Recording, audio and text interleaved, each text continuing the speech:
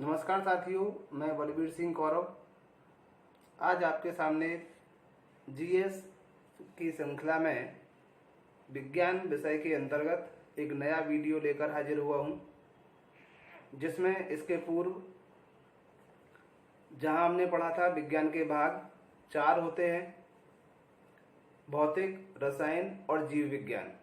तो जीव विज्ञान को पुनः 2 भागों में बांटा गया था, वनस्पति विज्ञान और जंतु विज्ञान।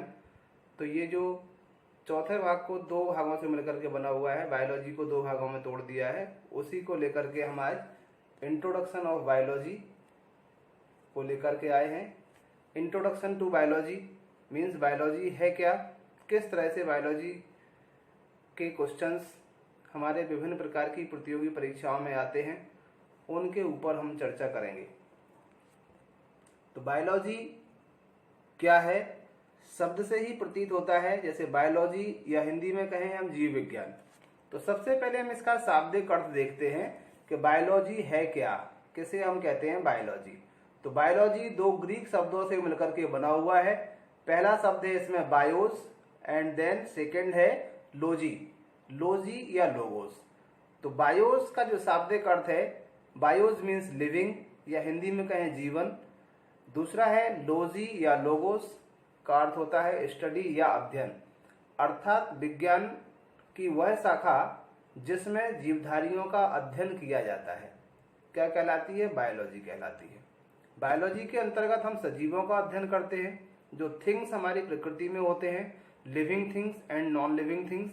तो उसमें से हम लिविंग थिंग्स का अध्ययन बायोलॉजी के अंतर्गत करते हैं। तो ये तो था इसका बायोलॉजी का शाब्दिक अर्थ। क्वेश्चन जो आता है वो बायोलॉजी का शाब्दिक अर्थ क्या है, इसके ऊपर आता है। बायोलॉजी शब्द किस भाषा से लिया गया है, तो इसका आंसर होगा ग्रीक भाषा से। आंसर हो सकता है आपका, ऑप्शन हो सकते हैं इसमें, अंग्रेजी भाषा, लैटिन भाषा, किसी भी कोई भी 4 ऑप्शन दे सकते हैं अलग अलग भाषाओं के। तो करेक्ट आंसर जो होगा वो होगा आपका ग्रीक भाषा का शब्द है। तो बायोलॉजी किस भाषा का शब्द है, ग्रीक भाषा का। बायोलॉजी शब्द है, दिया किसने था, हु कॉइन्ड टर्म बायोलॉजी, या बायोलॉजी शब्द किसने दिया था। तो इसका विभिन्न प्रकार के ऑप्शंस रहते हैं, बहुत सारे वैज्ञानिक हैं बायोलॉजी में, सबसे ज्यादा आपको वैज्ञानिक मिलेंगे। तो बायोलॉजी शब्द जो है वो दिया था 2 वैज्ञानिकों ने मिलकर के बायोलॉजी शब्द का प्रतिपादन किया, लेमार्क जो फ्रांस के थे तथा ट्रेविरेनस जो जर्मनी के थे। तो लेमार्क और ट्रेविरेनस ने बायोलॉजी शब्द को सबसे पहले दिया था। इसके बाद आता है जीव विज्ञान जो शब्द है या बायोलॉजी है। बायोलॉजी को 2 मुख्य शाखाओं में बांटा जाता है, पहला है वनस्पति विज्ञान और दूसरा है आपका जंतु विज्ञान। तो वनस्पति विज्ञान जैसा कि नाम से ही विदित होता है, वनस्पति विज्ञान और बॉटनी। तो जो बॉटनी है, बॉटनी बोटेन से बना हुआ है, ग्रीक भाषा का शब्द है बोटेन। बोटेन का मतलब होता है टू ग्रेजिंग या चरना, अर्थात वनस्पति विज्ञान के अंतर्गत ऐसे पेड़ पौधों को रखा जाता है, मतलब जो चरने के काम आते हैं। चरता कौन है, पशु।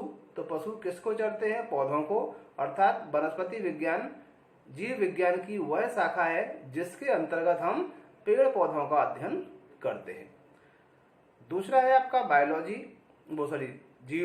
जूलॉजी या जंतु विज्ञान। तो जंतु विज्ञान के अंतर्गत जंतुओं का अध्ययन किया जाता है। फिर आपका आता है क्वेश्चन कि बायोलॉजी का जनक कौन है, who was the father of biology.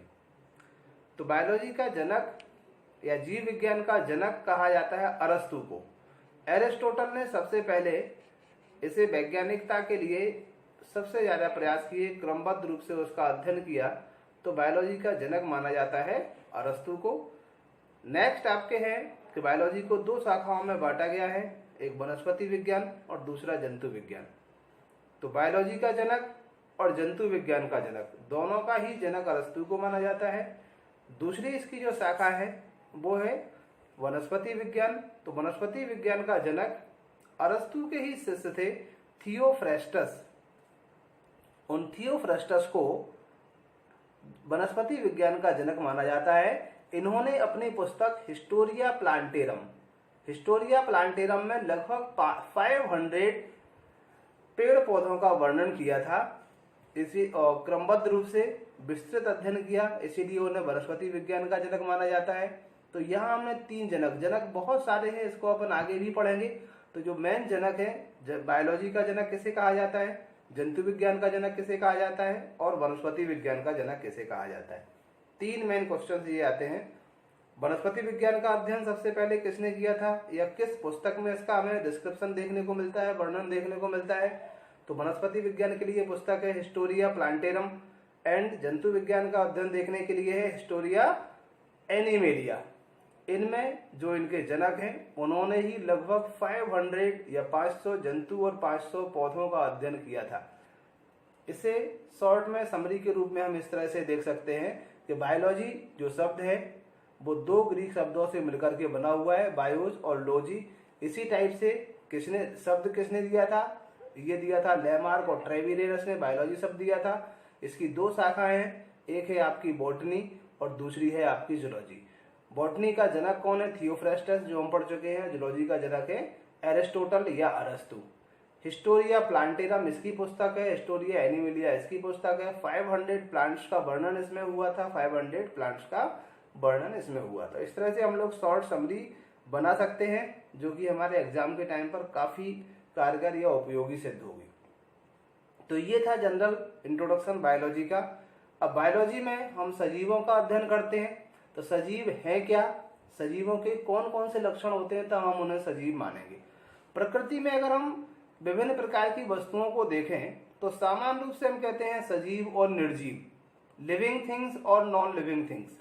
लेकिन जब कभी हम कंपटीशन की दृष्टि से देखते हैं तो जो लिविंग थिंग्स और नॉन लिविंग थिंग्स हैं उसके अलावा भी एक और थिंग्स है जो हम सामान्यतः पुस्तकों में या एक एकेडमिक क्लास के अंतर्गत नहीं पढ़ते, जिन्हें हमें केवल कंपटीशन में ही देखना पड़ता है। वो होता है डेड थिंग्स या मृत। जैसे सजीव क्या है, जिनमें जीवन है, मतलब जैविक क्रियाएं होती हैं। निर्जीव क्या होते हैं, जिनमें ना तो जैविक क्रियाएं अभी होती हैं और ना पहले कभी हुई, वो निर्जीव हैं। लेकिन कोई भी अगर वर्तमान में जीवित है और उसकी जैविक क्रियाएं खत्म हो जाती हैं, ऐसी स्थिति में हम उसे क्या कहते हैं, उसे हम कहते हैं निर्जीव, मृत। निर्जीव नहीं कहेंगे, सामान्य भाषा में निर्जीव और मृत में कोई अंतर नहीं करते, लेकिन अगर कॉम्पिटिटिव दृष्टि से देखा जाए तो उसमें काफी डिफरेंस है कि जिसमें पहले कभी जीवन था बट एट प्रेजेंट नहीं है, दैट इज डेड थिंग्स। और जिसमें पहले जीवन नहीं था, वर्तमान में भी नहीं है, वो होता है नॉन लिविंग या निर्जीव। तो ये हमें ध्यान रखना है। जैसे लकड़ी की बनी हुई टेबल यानी मेज या कोई डेस्क है, पोडियम है, अन्य कोई कुर्सी है, उसे सामान्यतः अगर हम कैटेगराइज करें या वर्गीकृत करें तो निर्जीव के अंतर्गत रखेंगे। लेकिन जो टेबल है अगर लकड़ी की बनी हुई है तो निर्जीव नहीं है, वो मृत है, क्योंकि जिससे बनी है वो किसी पेड़ पौधे से लकड़ी बनी हुई है, वर्तमान में वो टेबल का रूप धारण किए हुए। अगर वही किसी धातु की बनी हुई है तो वो क्या कहलाएगी, निर्जीव कहलाएगी। ये हमें सजीव और निर्जीवों में अंतर है। तो सजीवों के लक्षण क्या होते हैं, ये सारी चीजें सजीवों के लक्षण ये चार्ट में दिए हुए हैं कि सजीवों में क्या क्या होता है। एक तो सजीवों में जीवद्रव्य होता है, दूसरा हम देखें आकृति और आकार। कोई भी सजीव है उसका निश्चित आकृति आकार होता है। जैसे ही हम किसी का भी नाम लेते हैं आपके सामने उसकी आकृति आ जाएगी। आपसे कहा चींटी, तो आपके पास चींटी कैसी छोटी होती है, बड़ी होती है। हाथी, तो उसका स्वरूप आपके सामने आ जाएगा। इसी तरह से किसी पेड़ पौधे के लिए नीम का पेड़, बबूल का पेड़ जैसे भी आता है तो उसकी एक निश्चित आकार और आकृति होती है। इसके बाद उपापचय सजीवों का ही लक्षण है कि सजीवों में उपापचय होता है या मेटाबॉलिज्म होती है। सजीवों में श्वसन करते हैं, सजीवों में पोषण होता है, सजीवों में अनुकूलन होता है, सजीवों में संवेदनाएं होती हैं, सजीवों में उत्सर्जन होता है और सेलुलर ऑर्गेनाइजेशन, कोश की संगठन भी होता है। और लास्ट में जो 11वां पॉइंट है वो है इसका जीवन चक्र। मीन्स सजीव पहले छोटा होगा, धीरे धीरे बढ़ेगा, अपनी यंग स्टेज पर आएगा, वृद्ध होगा, वृद्ध होने के बाद फिर उसका लास्ट में मृत्यु हो जाएगी। इस तरह से उसका जीवन चक्र के रूप में चलता रहता है। ये सजीवों के 11 लक्षण मुख्य रूप से होते हैं जो सजीवों में पाए जाते हैं।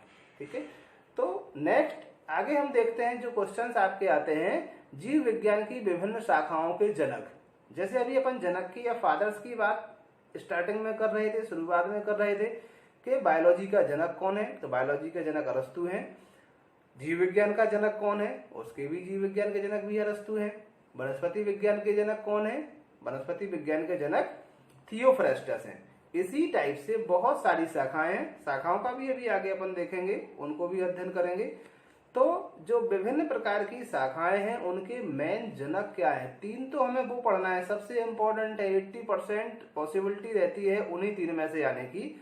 उसके बाद में अगर कोई कठिन एग्जाम है तो इन जनक में से भी आता है। तो जो क्वेश्चन होगा वो आपकी इन शाखाओं के नाम होंगे, जैसे जीवाश्म की, आधुनिक वनस्पति की, आनुवांशिकी, कोशिका विज्ञान, पादप शरीर क्रिया विज्ञान, वर्गीकी, औतिकी, तुलनात्मक शारीरिकी, ये शाखाओं के नाम हैं। अब इन शाखाओं का जनक, जनक का मतलब क्या है कि जिसने उसका विस्तृत अध्ययन किया हो वही उसका जनक कहलाएगा। तो जीवाश्मिकी के जनक कौन है, लियोनार्डो दा विंसी। इसी टाइप से आनुवांशिकी के जनक कौन है, लिनियस, आधुनिक वनस्पति विज्ञान के। और आनुवांशिकी के जनक हैं ग्रेगर जॉन मेंडल। तो आधुनिक आनुवांशिकी के जनक लिनियस और आनुवांशिकी के जनक है ग्रेगर जॉन मेंडल। इसी टाइप से कोशिका विज्ञान के रॉबर्ट हुक, पादप शारीरिकी के एनग्यू, वर्गीकी के लिनियस, औतिकी के मार्सेलो मैलेफिकी, तुलनात्मक शारीरिकी के जी क्यूबियर। तो ये हमें केवल नाम और उनके जनक के नामों को हमें पढ़ना है। जो भी नाम है उन नामों को पढ़ना है और जो जनक है उनके उन जनकों को सीधा सीधा सा हमें इनके पढ़ना है। विभिन्न प्रकार की जो प्रमुख शाखाएं हैं उन शाखाओं के नाम हमने दिए हुए हैं और जनकों के नाम दिए हुए हैं। ये लगभग 26 नाम आपको याद करना है जो पॉसिबिलिटी बनाती है, चाहे वो आपका एसआई का एग्जाम हो, पीएससी का एग्जाम हो या अन्य वनडे एग्जाम कोई भी हो। इनके लिए मैक्सिमम क्वेश्चंस आपके इसी में से मिल जाते हैं। फिर आ जाता है जंतु विज्ञान की प्रमुख शाखाएं। तो जंतु विज्ञान जो है, जंतु विज्ञान को मुख्य रूप से बहुत सारी शाखाओं में, जैसे जीव विज्ञान को 2 शाखाओं में बांटा गया है, वनस्पति विज्ञान और जंतु विज्ञान। उसी टाइप से जब हम डिटेल स्टडी करते हैं तो जंतु विज्ञान को भी बहुत सारी शाखाओं में विभाजित किया गया है। ये जो शाखाएं हैं वो शाखाएं उसकी तह तक ले जाती हैं, काफी डीपली उसका अध्ययन उसमें किया जाता है। अब यहाँ हमें देखना है ये किस तरह से, ये दोनों ही भाषाओं में मैंने इसमें लिखा है, हिंदी में और अंग्रेजी में भी। तो जो स्टेट लेवल यानी मध्य प्रदेश के जितने भी एग्जाम होंगे तो उसमें आपका जो अंग्रेजी है, अंग्रेजी का ही हिंदी प्रोनाउंसिएशन आ जाता है। जैसे पहला है शब्द आकारकी, तो आकारकी हिंदी है, इसी को हम अंग्रेजी में कहते हैं मॉर्फोलॉजी। तो ये जितने भी शब्द हैं वो टर्म्स हैं, वो सभी ग्रीक भाषा के टर्म्स हैं। तो यदि ग्रीक मीनिंग हमें याद है तब तो बहुत अच्छा है, यदि ग्रीक मीनिंग याद नहीं है तो हम सामान्यतः इनका जो नाम दिया गया है अंग्रेजी में वो हम नाम याद कर लें। जैसे मॉर्फोलॉजी, मॉर्फोलॉजी को अंग्रेजी में आकारकी कहते हैं। अगर आ जाता है कि आकारकी किसकी शाखा है तो मीन्स आकारकी में किसका अध्ययन किया जाता है ये हमें पढ़ना है। तो आकारकी जंतुओं की आकार एवं रचना का अध्ययन इसमें किया जाता है। तो अगर आकारकी आ जाता है तो हमारे लिए आसानी हो जाती है ये इसके ऑप्शन को चूज करना। बट अगर मॉर्फोलॉजी को ही हिंदी में लिख दिया तो हमें याद होगा तो ही कर पाएंगे। तो आकारकी क्या है या मॉर्फोलॉजी क्या है, मॉर्फोलॉजी भी 2 ग्रीक शब्दों से मिलकर बना हुआ है। फर्स्ट होता है मॉर्फा एंड देन सेकंड लोजी या लोगोस। मीन्स मॉर्फा मीन्स फॉर्म या रूप, मीन्स जीव विज्ञान की वह शाखा जिसके अंतर्गत हम रूप का और आकार का या आकृति और रचना का अध्ययन करते हैं वो आकारकी। शारीरिकी इंग्लिश में कहते हैं इसको एनाटॉमी। तो एमपी का जो एग्जाम होगा, स्टेट लेवल को जो एग्जाम होगा, उस स्टेट लेवल के एग्जाम में एनाटॉमी को हिंदी में एनाटॉमी लिख के दे दिया जाएगा और अंग्रेजी वर्जन में तो एनाटॉमी होगा ही होगा। इसीलिए हम देखते हैं जब भी पेपर को सॉल्व करते हैं उसके जो इंस्ट्रक्शंस होते हैं उसमें लिखा रहता है कि इंग्लिश वर्जन को मान्य किया जाएगा, अगर कोई गलती होती है तो इंग्लिश का ही प्रोनाउंसिएशन स्टेट एग्जाम में दे दिए जाते हैं। अगर सेंट्रल का एग्जाम है तो वहां शारीरिकी ही होगा और इंग्लिश में एनाटॉमी ही होगा। तो शारीरिकी में इसमें हम रूप और आकार का अध्ययन कर रहे थे। इसमें शरीर के अंगों का विच्छेदन के बाद अध्ययन, मीन्स शरीर की आंतरिक संरचनाओं का अध्ययन करते हैं। इसके बाद नेक्स्ट है आपका ऑस्टियोलॉजी। ऑस्टियोलॉजी माने अस्थि विज्ञान, हिंदी में हम कहेंगे इसको अस्थि विज्ञान, बट ऑस्टियोलॉजी है तो ऑस्टियोलॉजी ही मेन आता है, अस्थियों का अध्ययन। नेक्स्ट है आपका सार्कोलॉजी, सार्कोलॉजी माने पेशियों का अध्ययन। फिर है आपका कॉन्ड्रोलॉजी मीन्स उपास्थि का अध्ययन। तो ये विभिन्न प्रकार की शाखाएं हैं और उन शाखाओं में किसका अध्ययन किया जाता है ये हम इसमें अध्ययन करते हैं। तो विभिन्न प्रकार की शाखाओं के लिए बहुत सारी ये शाखाएं हैं, केवल हमें नाम याद करना है, उनका सीधा सीधा किसका अध्ययन करते हैं ये उनके सामने दिया गया है। तो एक एक से हमें इनका अध्ययन सभी का कर लेना है। जहां भी लॉजी लगी है मतलब ये अध्ययन है। कुछ ब्रांचेज या शाखाएं ऐसी हैं जो कल्चर से संबंधित हैं, मतलब उन्हें हम ग्रो करते हैं या उगाते हैं, उन कल्चर से भी आते हैं, तो उनको बाइफरकेट मैंने कर दिया है। जो लॉजी वाली शाखाएं हैं वो हमारी इस तरह से याद करना है इनको, किसमें किसका अध्ययन किया जाता है। इसी टाइप से आता है ये जो कल्चर वाली शाखाएं होती हैं, जैसे आपका है एपीकल्चर। तो एपीकल्चर काफी इंपॉर्टेंट शाखा है। एपीकल्चर मीन्स मधुमक्खी पालन, मीन्स मधुमक्खी हम क्यों पालते हैं, शहद के लिए। तो मधुमक्खी पालन, उससे शहद कैसे प्राप्त किया जाता है, वो सारी विधियां आएंगी एपीकल्चर में। सेरीकल्चर रेशम कीट पालन, तो रेशम कीट पालन करने से लेके रेशम प्राप्त करने की विधियों तक का अध्ययन हम सेरीकल्चर में करते हैं। इसी टाइप से पिसीकल्चर, पिसीकल्चर में मछली पालन का अध्ययन करते हैं। पोल्ट्री, पोल्ट्री में मुर्गी पालन का अध्ययन करते हैं। पिगरी, पिगरी में सुअर पालन का अध्ययन करते हैं। एंथोलॉजी, इसमें पुष्प विज्ञान या पुष्पों का अध्ययन करते हैं। पोमोलॉजी, फलों का अध्ययन। इक्थियोलॉजी, मछलियों का अध्ययन। एंटोमोलॉजी, कीटों का अध्ययन। डेंड्रोलॉजी, झाड़ियों का अध्ययन, काफी इंपॉर्टेंट है, डेंड्रोलॉजी ये आता है। सोरोलॉजी, छिपकलियों का अध्ययन। और सिल्वीकल्चर, काष्ठीय पौधों का अध्ययन। जैसे यहाँ देखें दोनों क्वेश्चन आ रहे हैं, एक तो सिल्वीकल्चर, दूसरा आता है आपका डेंड्रोलॉजी।